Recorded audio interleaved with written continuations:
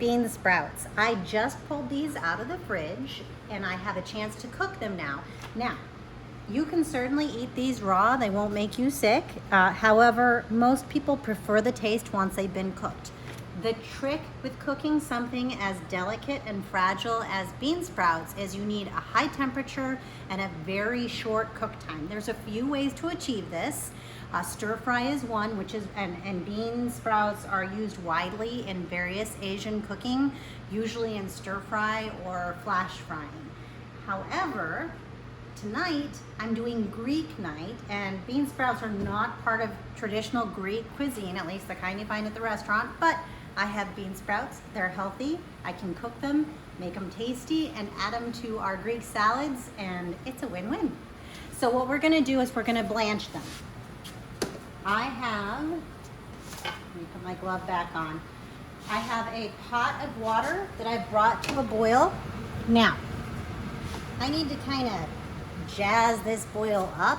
I want the temperature higher because I want these bean sprouts to be in here for a minute or less. To make them cook faster and increase the temperature, I'm gonna add some salt. I'm gonna do, this is just sea salt. Okay, salt raises the temperature of water because you're adding, basically anything you add to water will mean that the heat source has to work harder to heat it. So when you add salt to your water, it will be at a higher temperature when you see the boil. So right now I see a boil. It's really a nice rolling boil. Rolling boil means you see the bubbles and it looks like the water is almost angry and everything is rolling around. I really didn't know what that was when I started cooking and I had to look it up. But rolling boil means this. This is what you want to see, like when you add your pasta to water, that type of thing, this is the boil you want to see. So I'm going to do 2 teaspoons of water, 2 teaspoons of salt.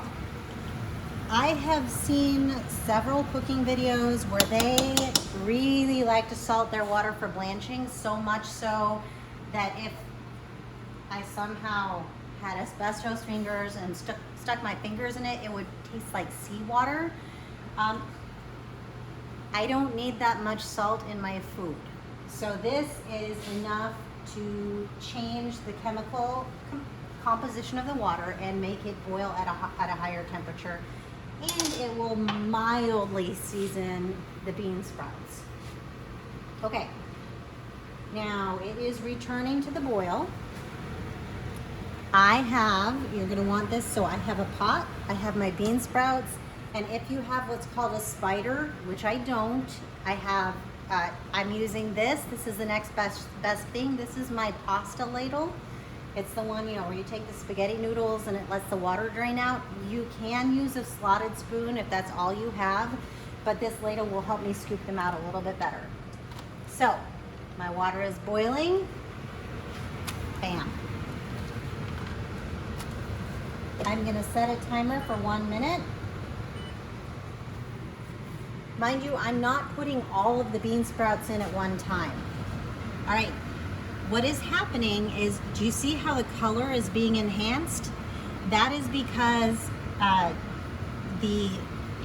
as they cook quickly, it brings the pigment up from inside the bean sprout. Now, I have almost 40 seconds left. I'm gonna pull these babies out at the 30-second mark. I cannot do less than a minute on this particular timer. So, I'm gonna start scooping these things out. And these are cooked enough for our purposes. It's considered a blanch. It's enough to bring out the enhanced colors of the sprouts,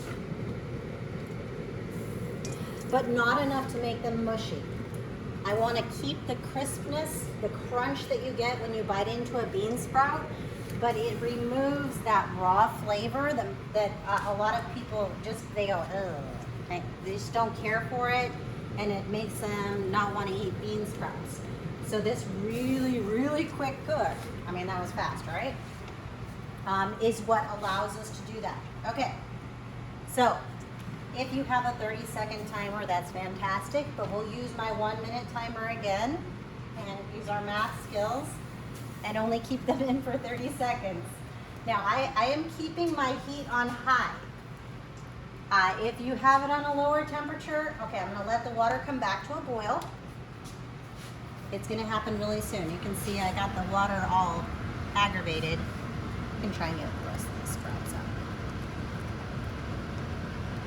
I do consider the couple of sprouts that are left in the water, they're sort of like casualties of the cause, because I'm just not that fast. So I'm gonna do one more round so you guys can watch this again because it's fast. All right, I can see my rolling boil coming back. You see it initially at the edges of your pot. This is an aluminum pot, so it gets hot very, very quickly. Most of you, and this is commercial cookware. Most of the stuff that you have on hand is some sort of alloy, usually a stainless steel, possibly with non-stick. It doesn't matter, but just know that some of them heat up faster than others, and aluminum is one of the fastest. Okay, I have my rolling boil back. Let's get another nice big scoop. And I might be able to get the rest in. Yeah. Set my timer. And at the 30-second mark, I'm gonna start scooping. Can you see them changing color? Isn't that just so cool? That is the blanching process. This is what happens to your frozen vegetables. So when you buy them in the bag, frozen, you're getting not exactly a fresh vegetable. What they took is a fresh vegetable and blanched it very quickly, which makes, you see how that color is coming up? Makes the color pop. So if you get green peas, that's why they're like super green. Oh, there's my time. I got so excited talking about what blanching does. But they maintain all of their structure, but the color is enhanced, and they also are much more stable for freezing purposes. I'm gonna go ahead and turn my burner off. And we are going to eat all of these. So right now they're in what I'm using as a serving bowl, even though it's one of my cooking bowls. And what we do not eat, which probably will not be very many, I will just go ahead and store in the fridge and throw into salads, or it can be added into pasta. These are really excellent in soup. But as the bean sprouts now, we are going to add these bean sprouts to our Greek salads, and it will just add to our feast. The thing that I like about vegetables like bean sprouts, they're not super exciting all by themselves, but because of that, you can add them to almost anything. I mean, if you're doing pasta, throw some bean sprouts in. What I would do is take your pasta, cook your noodles, and then add the raw sprouts into your hot noodles, and that heat will be enough to cook them. I do the same thing with my leafy greens, and I can do that on a different video. If you're making soup, the Vietnamese pho soups, PHO, they take their raw bean sprouts, put them in the bowl, and then pour the boiling soup over them, and that's enough heat to cook them. So you can use that technique, or you can do something like just add bean sprouts in at the last minute. Or do the a more traditional thing and add them to a stir fry. Just make sure they're one of the last items you add.